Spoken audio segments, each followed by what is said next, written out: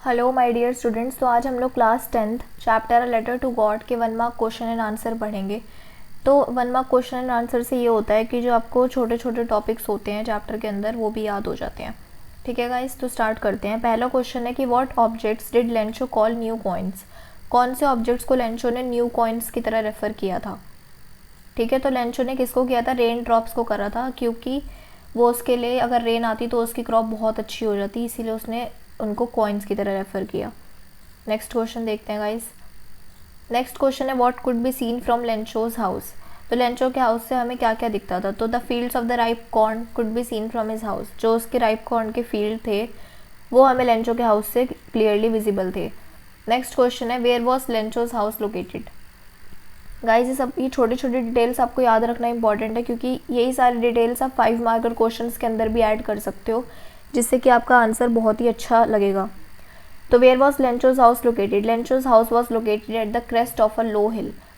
तो लेंचो का हाउस कहाँ पे लोकेटेड था? एक लो हिल के बिल्कुल टॉप के ऊपर लोकेटेड था। नेक्स्ट क्वेश्चन है guys what did the earth need. उस टाइम पर क्या ज़रूरत थी सबसे ज़्यादा उनको? तो the earth needed some rain, क्योंकि उसके बिल्कुल फील्ड बिल्कुल ख़राब हो चुके थे और रेन बिल्कुल नहीं हो रही थी, तो सबसे ज़्यादा उस टाइम नीड किसकी थी? रेन की। Why did Lencho keep gazing at the sky. Lencho हमेशा क्यों स्काई की तरफ ही घूरता रहता था, क्यों देखता रहता था कि यार कभी तो कि मतलब क्यों देखता था? तो क्योंकि लेंचो एक्सपेक्ट करता था कि कभी तो बारिश आएगी, तो इसीलिए वो हमेशा kept on gazing at the sky, हमेशा आकाश की तरफ देखता रहता था।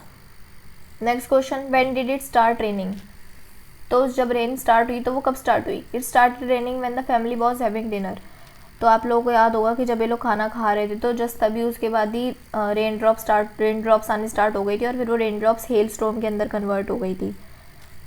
Next question guys how did Lencho feel when it started raining. Lencho को कैसा लग रहा था जब बारिश स्टार्ट हो गई थी? तो लेंचो वॉज, बहुत कॉमन सेंस की बात है कि लेंचो तो बेचारा इतनी कोशिश कर रहा था, इतना हमेशा स्काई को देखता रहता था, प्रे करता रहता था कि बारिश हो जाए, तो वो हमेशा खुशी था वो।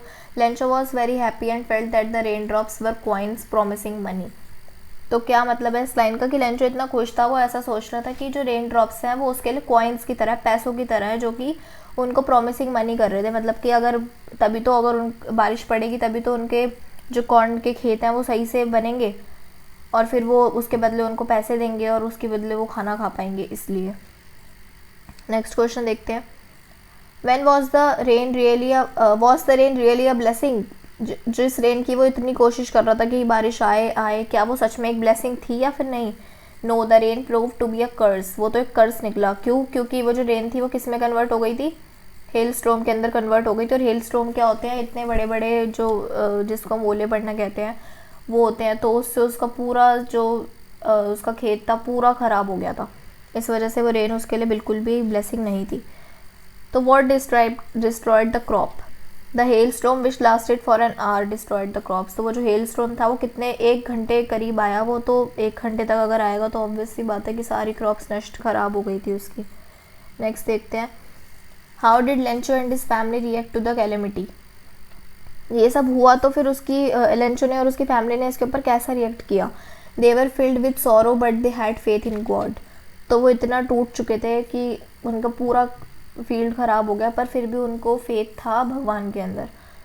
Next question what was the only one hope Lencho had है गाइस ये। His only hope was help from God. तो उसने हमेशा किसके ऊपर भरोसा रखा? कि हमारे साथ कोई हो या ना हो, लेकिन गॉड हमारे साथ हमेशा होते हैं, इसलिए उसका भरोसा किसके ऊपर था? भगवान के ऊपर। Next question guys how did Lencho appeal to God. लेकिन अब हम ये देखते हैं कि जैसे उसने गॉड को, उसका सबसे ज़्यादा भरोसा गॉड पे था, लेकिन उसने अपील कैसे करा? गॉड के पास अपनी बात पहुंचाई कैसे? तो उसने क्या करा? लेंचो ने एक लेटर लिखा गॉड को, जिसमें उसने गॉड से कितने पैसे मांगे? 100 पैसों उसकी डिमांड करी। ठीक है guys. Next question how did post master react seeing Lencho's letter. तो जिस पोस्ट मास्टर ने उसका जो लेटर उसने लिखा था वो निकाला था, तो वो उसने कैसा रिएक्ट करा? The post master laughed heartily on seeing Lencho's letter. वैसे तो पोस्ट मास्टर बहुत ही अच्छा इंसान था, उसने लास्ट में उसकी बहुत हेल्प करी थी लेंचो की, तो वो बहुत खुश हुआ था, मतलब हंस रहा था एक तरीके से। नेक्स्ट देखते हैं how did the post master react on